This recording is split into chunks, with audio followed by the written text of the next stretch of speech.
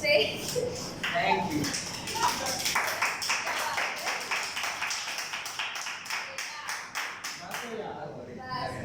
Video तो लेके लेके क्या फायदा? क्या? वीडियो तो लेके लेके क्या फायदा? क्यों? आज डाल दो। हाँ ये डल जाएगी। ये इसके बाद ये कल सुबह दे देना। कल सुबह। उल्टा भी। हाँ। नहीं एक्चुअली ये सॉरी समझ जाता है अगर वीडियो को। मैंने थोड़ा सा चलो कोई बात इट्स ओके ये वीडियो तो आज ही डल जाएगी डोंट वरी ठीक है।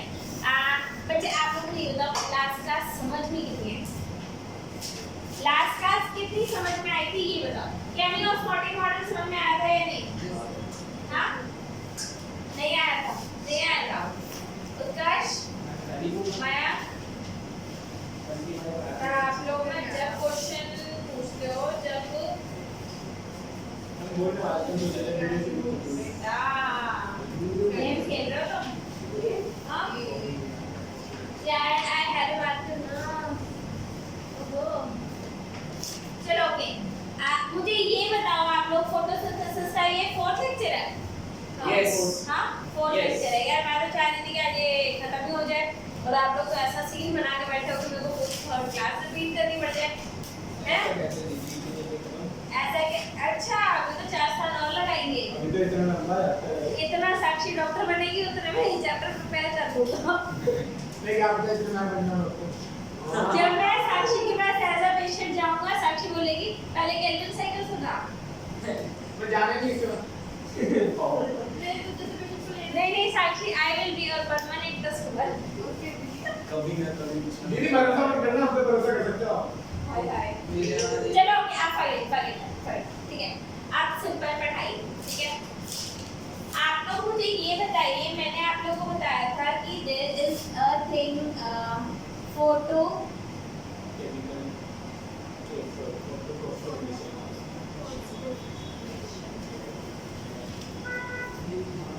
राइट एंड फोटो फॉस्फोरिलेशन जो होता है दिस इज अ प्रोसेस ठीक है by which we generate ATP in the cell ठीक है। एटीपी जनरेट होता है इस प्रोसेस से एटीपी जनरेट होता है।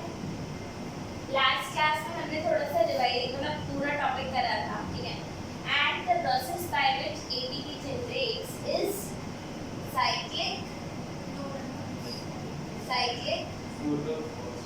And non cyclic.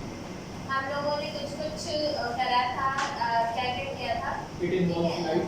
पहला देखो हम लोगों ने देखो मैं आप लोगों को पूरा का पूरा सब कुछ रिवाइज नहीं कराऊंगी क्योंकि आज वीडियो कल सुबह तक लेटेस्ट हम डाल देंगे वो वीडियो ठीक है। जिन बच्चों को समझ में नहीं आया है या कम समझ में आया है पहले एक बार वो वीडियो देख लेना उसके बाद भी अगर लगेगा कि कम समझ में आया है तो मैं दोबारा क्लास ठीक है। Let it be. हाँ क्या होगा? अरे हंसते रहा करो मुस्कुराते रहो 12वीं क्लास में हो। I used to forget. I'm so sorry. Okay, fine, please. ठीक है। अब आप लोग अगर यहाँ पर ध्यान देंगे ठीक है साइक्लिक एंड नॉन साइक्लिक आप लोग बस एक बात पे ध्यान दो यहाँ पर सिंपल सी सिर्फ एक बात पे ध्यान दो कि कोई सा भी फोटो फॉस्फोरिलेशन हुआ था वहाँ पे एक बना था एटीपी और एक बना था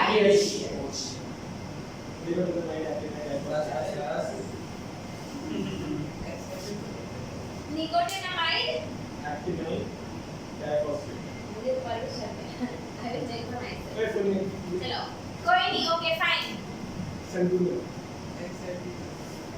ऑलराइट सो अब हमारे को सिर्फ इस बात पे ध्यान देना है कि जो हमने अभी लास्ट क्लास में किया था वो आपकी लाइट रिएक्शन राइट और आज जो हम करने वाले हैं वो आपकी डार्क रिएक्शन है। यहाँ पर थोड़ी सी मिस्ट्री भी रहेगी सब कुछ रहेगा ठीक है and we have to do okay.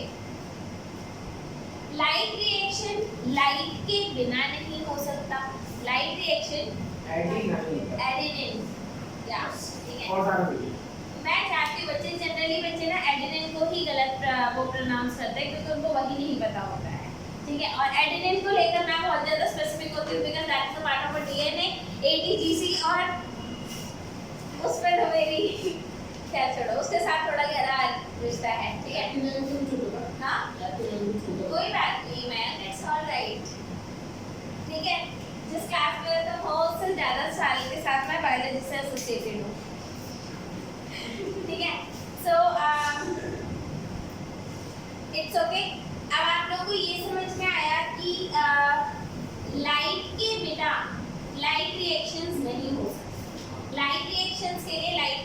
जरूरी है। क्यों?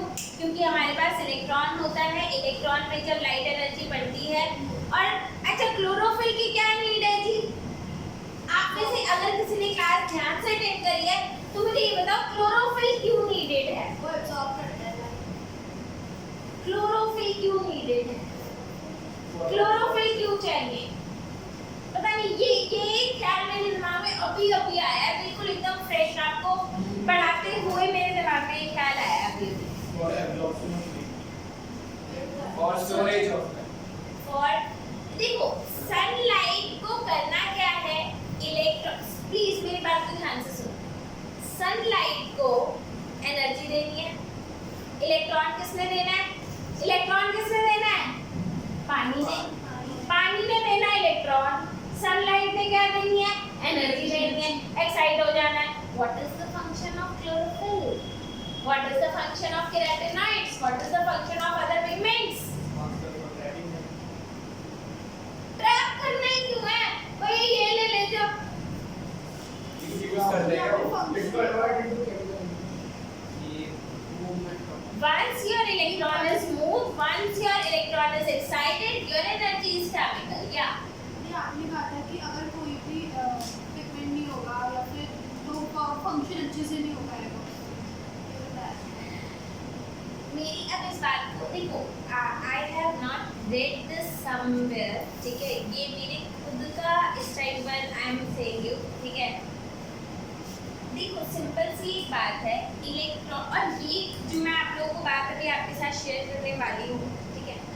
ये इस ऑब्जर्वेशन पर है कि हमारे पास डिफरेंट पिगमेंट्स होते हैं, हमारे पास डिफरेंट पिगमेंट्स होते हैं। जैसे क्लोरोफिल, वो ऐसी लॉन्गर वेवलेंथ को एब्जॉर्ब करता है जिसकी एनर्जी कम होती है।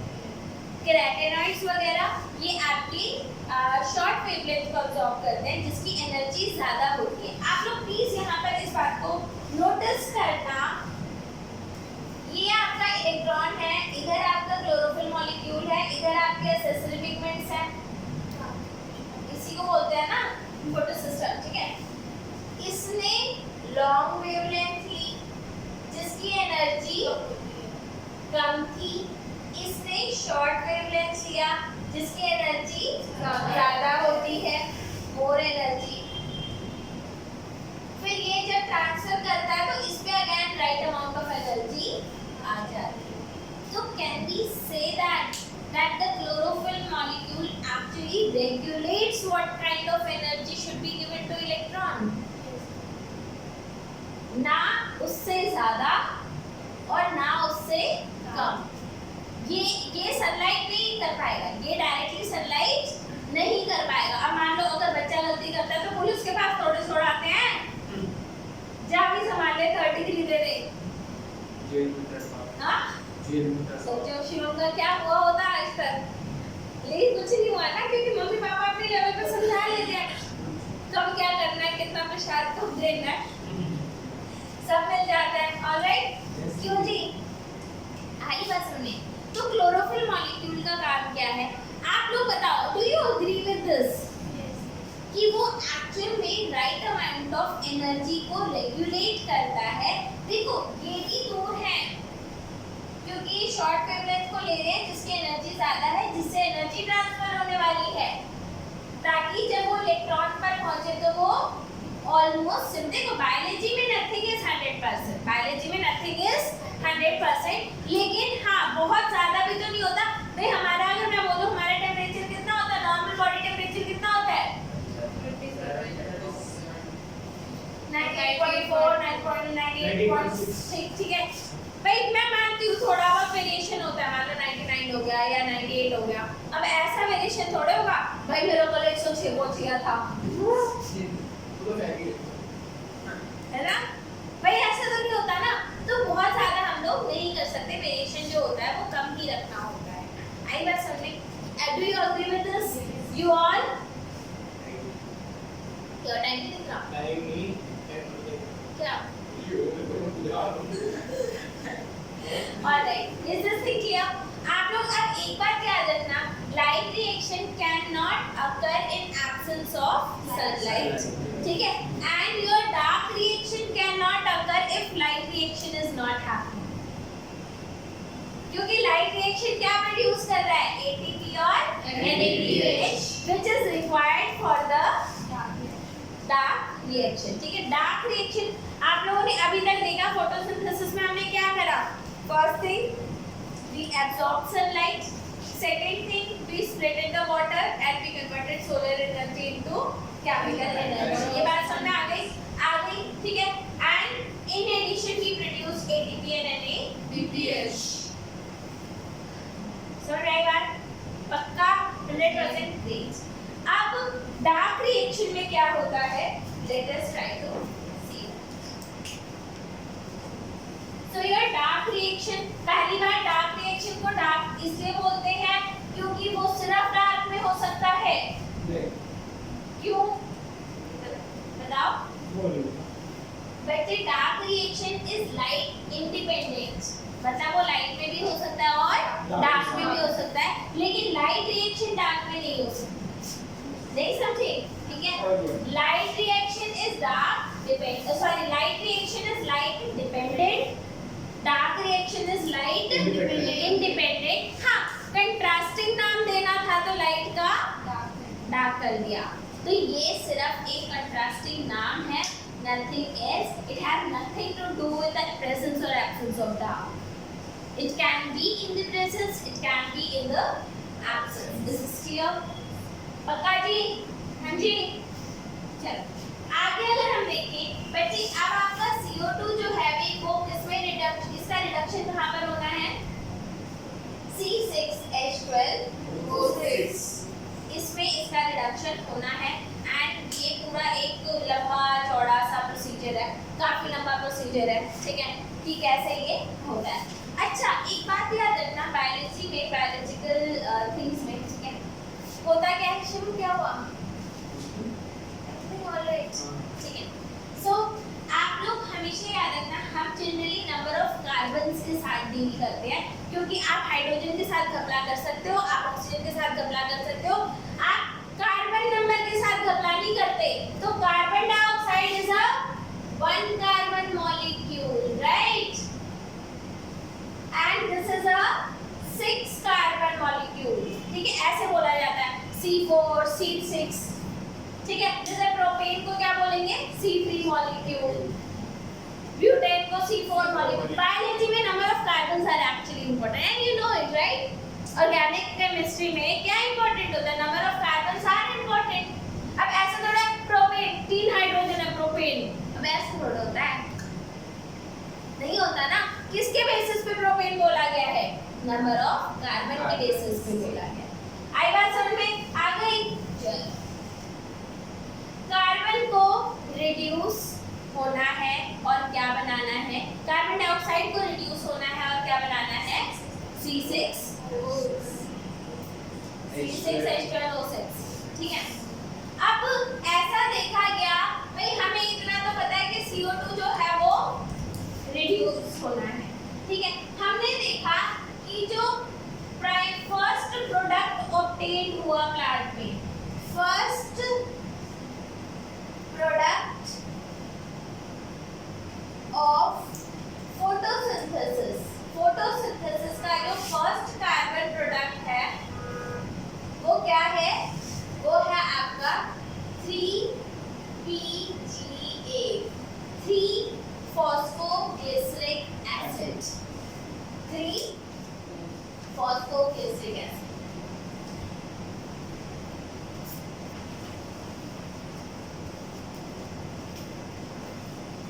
This is your 3PGA, ठीक है, and it is a 3 carbon molecule. ये कितना मॉलिक्यूल है? 3 कार्बन मॉलिक्यूल है बच्चे। It is a 3 carbon molecule and ये पहला प्रोडक्ट है, ये पहला प्रोडक्ट है। ठीक है, कार्बन में कितने मॉलिक्यूल है जी? 1 कार्बन। इसमें कितने मॉलिक्यूल है जी? 3 कार्बन मॉलिक्यूल। यानी कि जो इस कार्बन को रिसीव करने आ रहा है, जैसे आपके घर में एयरपोर्ट पे कोई आ रहा है तो कुछ लोग रिसीव करने जाते हैं ना, Yes। ऐसे ही यहाँ पर कार्बन डाइऑक्साइड को रिसीव करने के लिए जो मॉलिक्यूल जा रहा है उसमें कितने कार्बन होने चाहिए? 2 कार्बन होने चाहिए। क्या इसमें कोई कॉम्प्लिकेटेड चीज है? अजय, अब्रू जी, इतनी मैथ तो मुझे भी आती है, हालांकि मैंने 12वीं तक मैथ पढ़ी है, इतनी तो मैं को भी आती है। दीदी बहुत आती है मेरे को। हैं? सच में? sin x का डेरिवेटिव बताओ। बस आ गई टेन तो आ गई। हाँ? 10 तक पूछो। 10 तक पूछो। चलो। अरे 10 तक पूरी है। अरे फिजिक्स पढ़ते हो नालायक, फिर भी पता होना चाहिए। cos x अरे यार बता दिया आपने। कोई नहीं, मयंक इज मयंक। वो कभी वो नहीं करता, क्या बोलते हैं? घमंड। घमंड नहीं करता कभी। डाउट हो क्यों से? बोला बहुत। चलो ओके, ये समझ में आई बात? हाँ, कशिश के बाद भी मैथ्स है शायद, है ना? हाँ, इसके बाद भी मैथ्स है। cos x का डेरिवेटिव। cos x का डेरिवेटिव पता है? अरे लड़की बड़े हो तेज है ना? दीदी 10 तक पूछो नहीं मैं कुछ नहीं पूछ रही। मेरे से ज्यादा नंबर वैसे भी नहीं थे तुम्हारे। एक नंबर कम था। कितने थे तुम्हारे? 95। मेरे 97 से।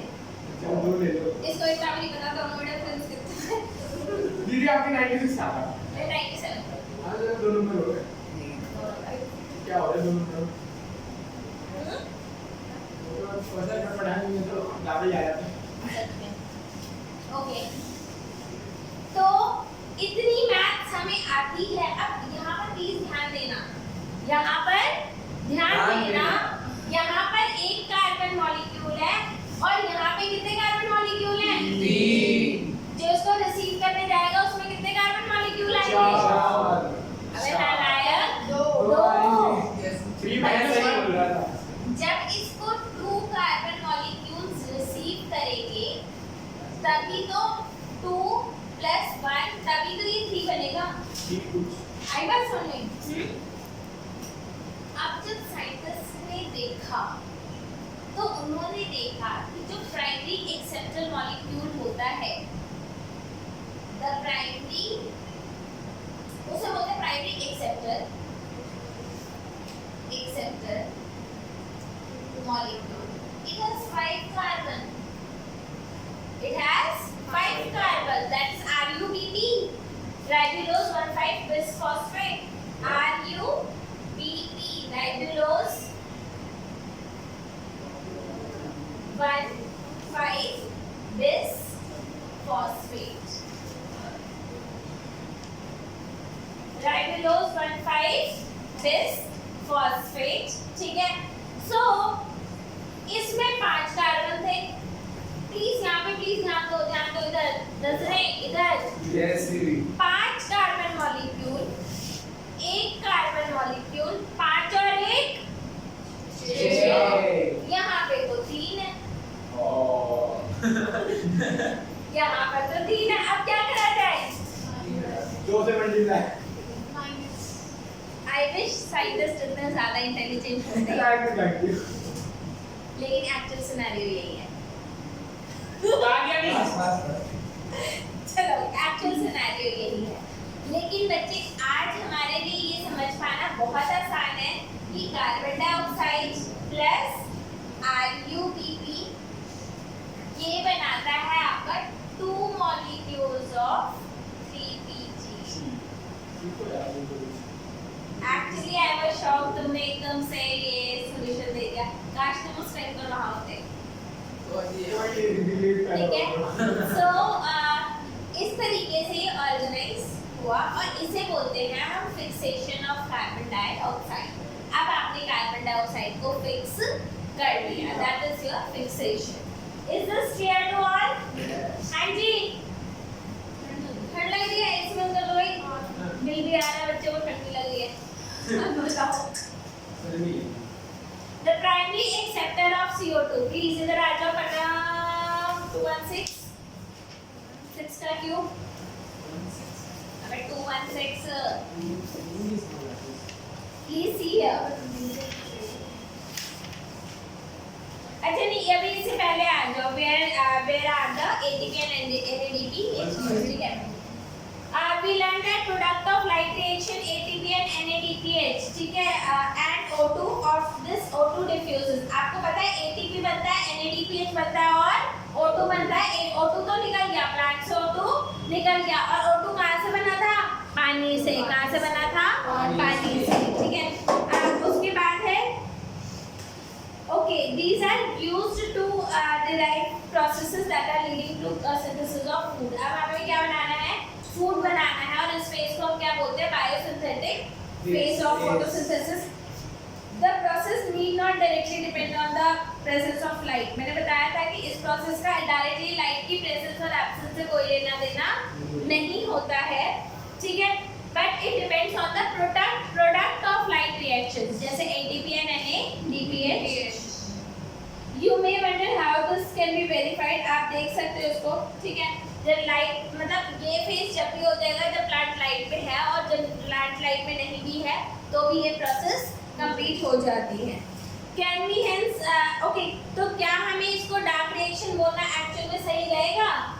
क्योंकि तो लाइट में भी होता है और ये डार्क में भी होता है, तो क्या इसको डार्क रिएक्शन बोलना सही रहेगा?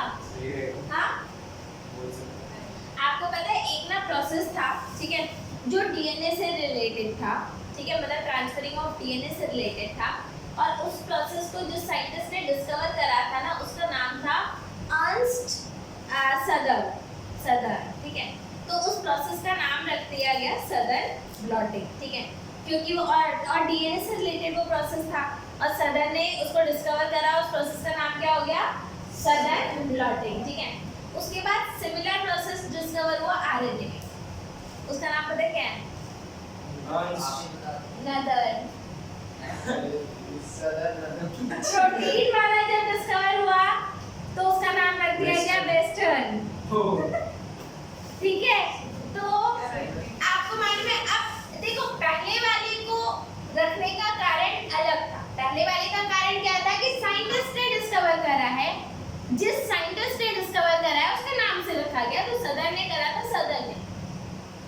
अब आरएनए और प्रोटीन उन्होंने सोचा भी दिशाएं भी होती है, दिशाएं होती है ना, डायरेक्शंस। सदर्न हो गया है, चलो नदर्न पे चलते हैं, चलो वेस्टर्न पे चलते हैं। लेकिन ये अर्नस्ट में आगे और साइंटिस्ट ने करा, लेकिन जब हम नाम देते हैं ना बच्चे, तो उन्होंने कंट्रास्टिंग नाम रखे, ठीक है। तो अब हाँ, सिमिलर काइंड। तो ऐसे ही आपकी light reaction, please try to understand the thing that I am trying to say, ठीक है। लाइट रिएक्शन का नाम इसलिए लाइट रखा गया है क्योंकि उसके लिए लाइट नेसेसरी है, लेकिन डार्क रिएक्शन के लिए presence of light is not necessary. It can be present, it can not, ठीक है। लेकिन कंट्रास्टिंग नाम देने के लिए क्या रख दिया गया? डार्क, ठीक है। आगे देखें, हाँ,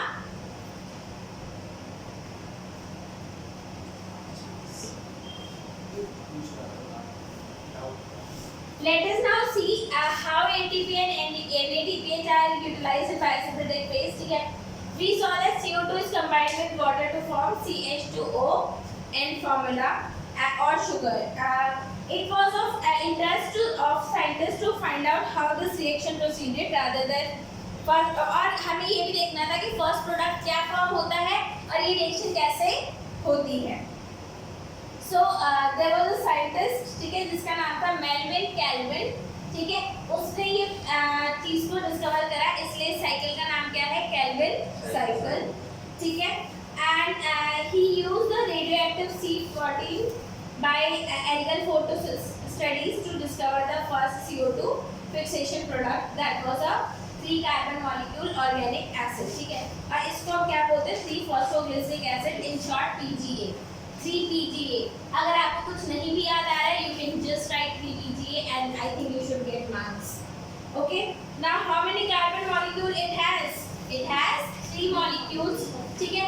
इसीलिए scientists also tried to know whether all plant, अच्छा क्या सारे plants में first product जो होता है वो 3 carbon molecule होता है? जी नहीं, कुछ ऐसे plants भी होते हैं जिसमें 4 carbon molecule होता है, जिसे हम बोलते हैं oxaloacetic acid। क्या बोलते हैं? oxaloacetic acid, OAA। बच्चे इनके नाम ना ऐसे ही रखे जाते हैं, OAA, 3PGA, एक का नाम तो PGAL है, पागल। ठीक है, तो ऐसे नाम भी होते हैं इनके, मतलब इन शॉर्ट इनके नाम इस तरीके से रख दिए जाते हैं। ये बात समझ में आई? तो अगर फर्स्ट कार्बन मॉलिक्यूल उसको बोलते हैं C3 साइकिल, और अगर 4 कार्बन मॉलिक्यूल है तो C4 साइकिल। और सच में प्लांट्स दो टाइप के होते हैं, C3 प्लांट्स एंड C4। अब C3 प्लांट्स क्या होते हैं, C4 प्लांट्स क्या होते हैं, वो शायद आज की क्लास में कवर ना हो पाए, लेकिन नेक्स्ट क्लास में 100% ये चीज कवर हो जाएगी, ठीक है। इसके बाद इन्होंने जो प्राइमरी एक्सेप्टर्स ऑफ CO2 बता रखा है वो मैंने आप लोगों को एक्सप्लेन कर ही दिया है, ठीक है। इसका प्राइमरी एक्सेप्टर कौन होता है, राइबोलोज 1,6 बिसफॉस्फेट, राइबोलोज 1,6 सेशन है 1,5 एक बार 1,5 है, ठीक है। राइबोलोज 1,5 सॉरी दिस पार्ट राइबोलोज 1,5 बिसफॉस्फेट। एक बार फिर से एक्सप्लेन कर दोगे? क्या एक्सप्लेन करना बताओ जी। RUBP करता है क्या बच्चे, this is a protein and it is a 5 carbon molecule. ये कैसा है आपका, it is a 5 carbon molecule. It will go and it will bind to carbon dioxide, ठीक है। और वो जैसे ही 6 कार्बन बनता है ये तुरंत ही ब्रेक हो जाता है, और ब्रेक करके क्या बना लेता है, 2 molecules of 3 PGA, and PGA is having just 3 molecules of carbon in it। इसमें कितने मॉलिक्यूल्स होते हैं जी, 3 होते हैं। तो एक RUBP मतलब आपका क्या हुआ, ये 5 कार्बन मॉलिक्यूल था, ये 1 कार्बन मॉलिक्यूल था, दोनों ज्वाइन हुए 6 बना, 6 ब्रेक होकर के क्या बना लिए, 3 के 2 बना लिए। ये समझ में आई बात, इसमें कोई प्रॉब्लम नहीं, पक्का 100%। Is this clear? That's great, okay fine. Now this Calvin cycle, अब आपको क्या पढ़ना है, केल्विन साइकिल। और केल्विन साइकिल में एक्चुअल में क्या प्रोसेस होता है, Calvin cycle actually contain 3 steps. इसमें कितने स्टेप्स हैं, 3 steps। पहला स्टेप कौन सा है, कार्बोक्सिलेशन, दूसरा रिडक्शन, और फिर रीजनरेशन। रीजनरेशन, ठीक है। आपको करना क्या है बच्चे, आपका यहाँ पर अब दे रखा है, प्लीज लिसन दिस साइकिल, ठीक है, you have to do this, okay. So there was राइबोलोज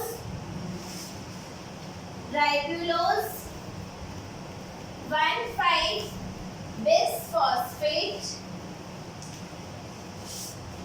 ribulose 1,5 bisphosphate, it is a 5 carbon molecule, right? First step is your carboxylation. Carboxylation is when carbon dioxide is taken from atmosphere to fix it. So this is carboxylation. ये आपका पहला step है जहां पर आप carbon dioxide को fix करते हो। तो यहाँ पर आपकी CO2 फिक्स हो गई। किसने करा, RUBP ने, ठीक है।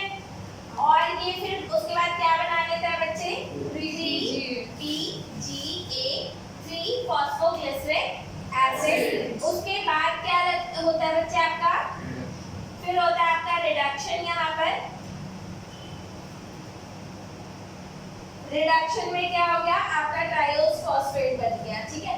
और रिडक्शन में आपका क्या यूज होता है, ATP प्लस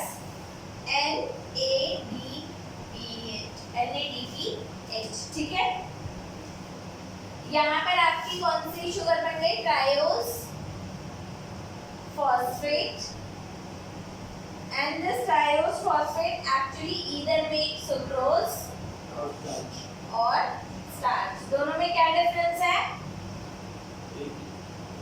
दोनों एक ही हैं, क्या बात कर दी, बताओ फिर क्या है, हाँ जी, शुगर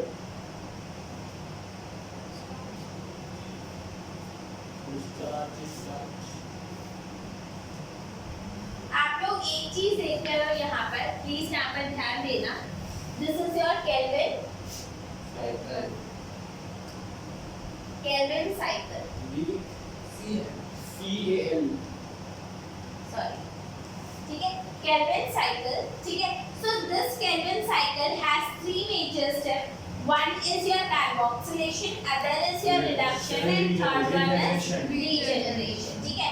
आपका carboxylation step जो है उसमें क्या है, ribulose 1,5 bisphosphate which is a 5 carbon molecule जो आपके CO2 के साथ यहाँ पर आता है और क्या बना लेता है 3Pg। अबे ओए, कार्बोक्सिलेशन इज द प्रोसेस, बनता क्या है 3PGA।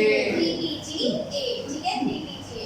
और उसके बाद क्या है यहाँ पर, अच्छा रिडक्शन स्टेप में क्या यूज हो रहा है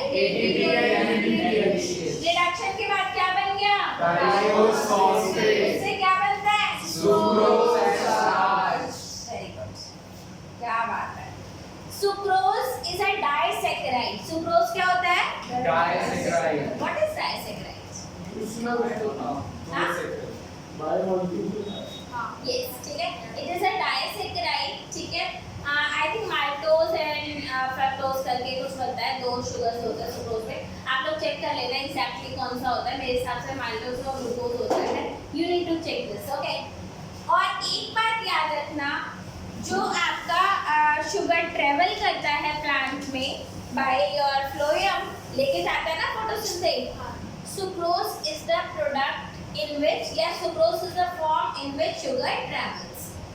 एक प्लेस से दूसरे प्लेस में कैसे जाता है वो सुक्रोज की फॉर्म में जाता है। तो ट्रैवलिंग फॉर्म क्या है उसकी सुक्रोज, और स्टोरेज फॉर्म क्या है Starch। समझ में आया दोनों में डिफरेंस? तो सुक्रोज क्या है ट्रैवलिंग फॉर्म, और स्टोरेज फॉर्म क्या है स्टार्च। Is this clear? अब बच्चे यहाँ पर ये सब तो हो गया। अब जो प्राइमरी एक्सेप्टर है उसको रीजनरेट भी तो करना है, दोबारा भी तो करना। प्राइमरी एक्सेप्टर यूज नहीं होता, वो लेकर आया और फिर हो गया। इसका मतलब अब आप एक बात बताओ, क्या प्राइमरी एक्सेप्टर यहाँ पे कहीं पे भी यूज होगा? नहीं, प्राइमरी एक्सेप्टर तो बार बार रीजनरेट हो जा रहा है। इसका मतलब एक साइकिल होती है तो आप कितने CO2 फिक्स कर पाते हो? Just one. ग्लूकोज बनाने के लिए कितने CO2 चाहिए होते हैं? 6। तो यानी कि एक ग्लूकोज बनाने के लिए आपको ये साइकिल कितनी बार रन करनी पड़ेगी? 6। यानी कि for one glucose molecule this cycle needs to be actually run for 6 times. एक बार में कितने ATP और कितने NADPH यूज हो रहे हैं? 2 ATPs और एक NADPH। तो एक ग्लूकोज को बनाने के लिए कितने ATP चाहिए होंगे? एक ग्लूकोज बनाने के लिए कितने ATPs रिक्वायर्ड होंगे? 6। और NADPH 6। ये NADPH तो एक ही होता है। ये सब नहीं है, क्या बोलता है स्टार्टिंग में?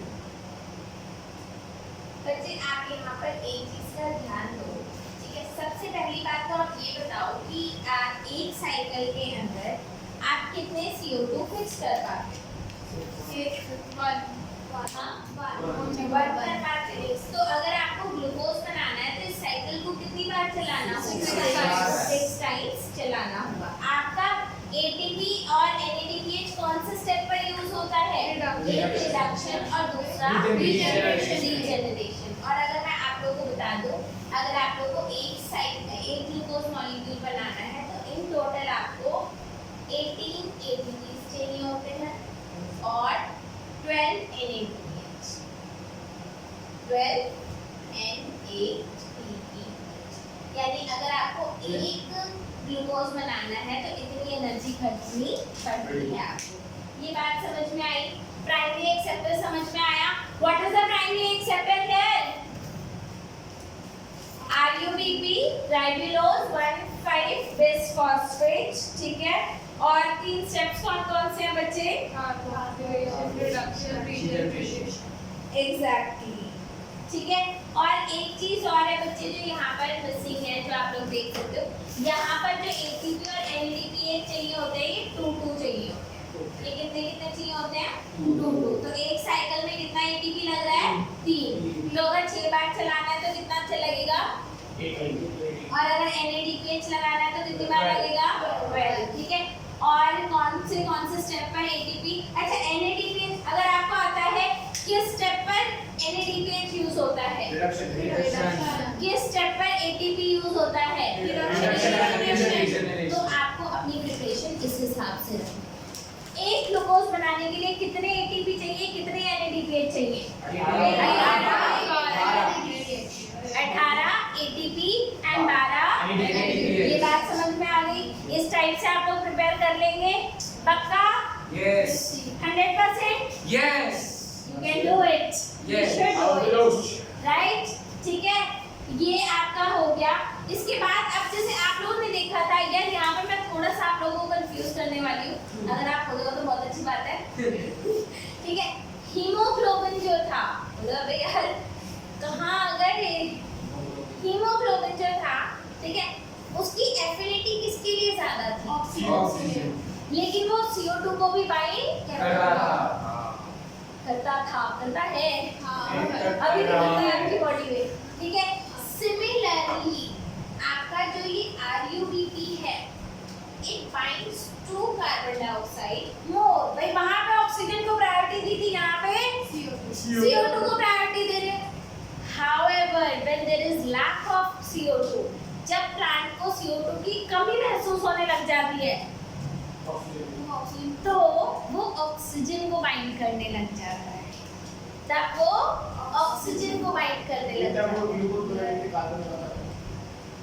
तो जाओ वो जरा, ठीक है, यहाँ पर ध्यान से सुनो। यहाँ पर ये प्राइमरी या फिर मोर एफिनिटी या ज्यादा एफिनिटी किसको शो करता है? CO2 को।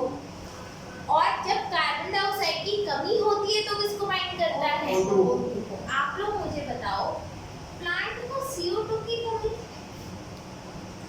कब हो सकती है? जब आप जब आग लग जाए। आसपास। सोचो सोचो सोचो, प्लांट को CO2 की कमी कब होगी यार? ह्यूमंस के होंगे पर रात में। हाँ, मैं जाऊंगी उस हॉस्पिटल ले। तो रिलीज कर दिया ना, कमी हो गई तो रिलीज कर दिया। मेरे पास पैसे नहीं थे ना, मैं ऐसे बांट बांट के चल रही थी। रिलीज कर रहा है तो फिर कमी होती जाएगी ना। जी, जब सनलाइट बहुत ज्यादा हो, प्लीज प्लीज प्लीज प्लीज यार ध्यान से सुनो, ध्यान से सुनो। जब सनलाइट बहुत ज्यादा होती है तो फोटोसिंथेसिस ज्यादा हो रहा है, फोटोसिंथेसिस ज्यादा हो रहा है, O2 बन रहा है, CO2 यूज हो रहा है। एंड क्योंकि धूप बहुत ज्यादा है तो प्लांट ने स्टोमेटा बंद कर दिया। प्लांट ने स्टोमेटा बंद कर दिया, O2 प्रोड्यूस हो रहा है, CO2 यूज हो रहा है। अब O2 की कंसंट्रेशन वो रिलीज तो हो नहीं पाया, अब O2 ज्यादा हो गया और CO2 कम हो गया। यानी कि अगर बहुत ज्यादा धूप है तो प्लांट को CO2 की कमी हो सकती है।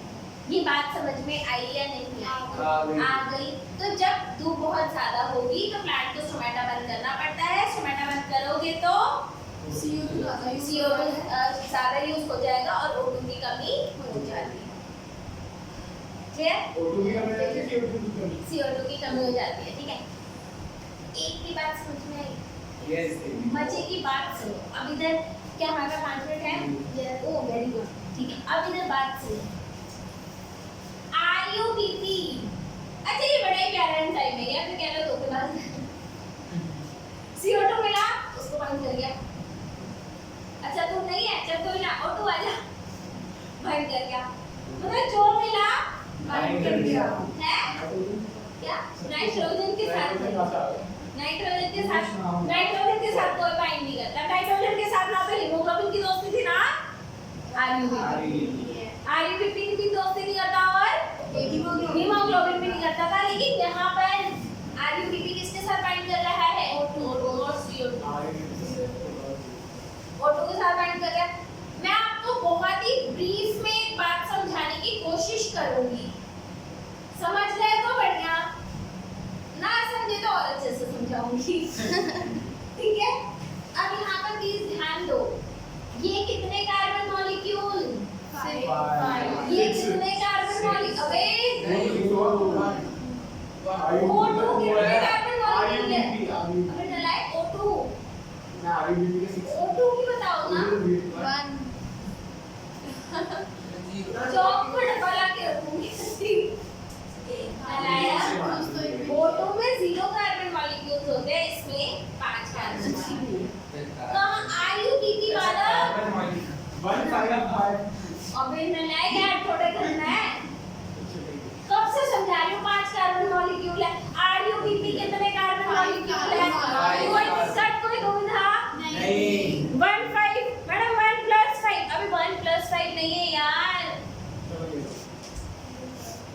You continue.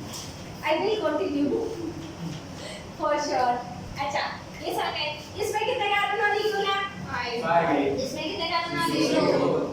टोटल कितने जब ये कंबाइन करेंगे कितने कार्बन मॉलिक्यूल आएंगे? 5 इधर क्या आया 3BGA बन गया 3BGA बन गया इधर क्या हुआ दो कार्बन की वेस्टेज दो कार्बन की Wastage. दो कार्बन वेस्ट कर दिए इतनी हिम्मत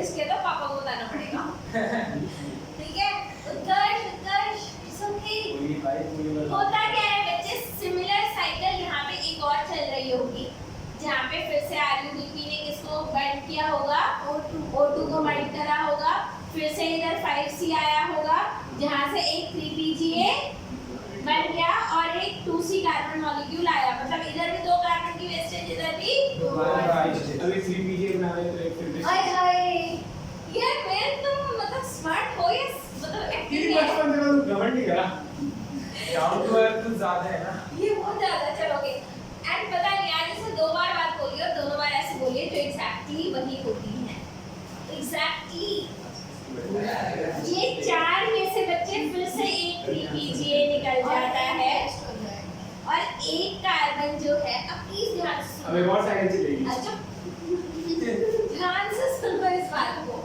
ठीक है ये कार्बन मॉलिक्यूल एज CO2 बाहर निकल जाता है अच्छा ये कार्बन मॉलिक्यूल ऐसा CO2 बाहर निकल जाता है वेस्टेज वेस्टेज यूज क्या किया ऑक्सीजन निकाला क्या CO2 यूज क्या हुआ ऑक्सीजन निकाल क्या रहे उत्तर CO2 ये प्रोसेस किसमें होती है रेस्पिरेशन में जिस प्रोसेस के अंदर ऑक्सीजन यूज हो रहा हो और निकल क्या रहा हो उसे क्या बोलते हैं रेस्पिरेशन बोलते हैं और क्योंकि ये सनलाइट की प्रेजेंस में हो रहा है इसीलिए इसको फोटो रेस्पिरेशन बोलते हैं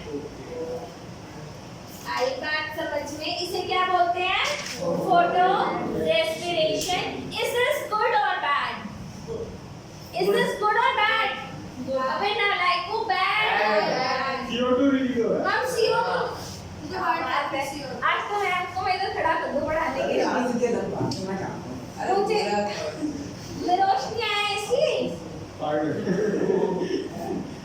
मुझे लग रहा है ये मैं रोशनी प्रेजेंस में डम बिहेवियर दिखाता है ना वो तो वीडियो देख के समझ लिया चलो ओके ये समझ में आएगा सो आप लोगों ने यहाँ पे क्या देखा RUBP combined with oxygen to form 5C और देखो कार्बन अब आप बोलोगे ये क्या है बताऊंगी ना क्यों सोचा काश मत बताओ लेकिन बताना तो पड़ेगा हाँ मैं मत पढ़ा कर क्या करूँ यार तुम्हारी शक्ल मैं तुम लोग की पढ़ लेती हूँ ओके दीदी अभी देखो टाइम हो रहा है प्लीज लिसन तो आप लोगों ने यहाँ पर क्या देखा कि O2 यूज हो रहा है और CO2 अब सोचो प्लांट भी हमारे साथ compete करने लग जाए तो तुम रेस्पिरेशन करते हो मैं भी करूँगा खाड़ लो जो उखाड़ना है उखाड़ लो तो ये तो गलत बात हो गई बहुत उखाड़ लेगा वो CO2 देगा ओ भाई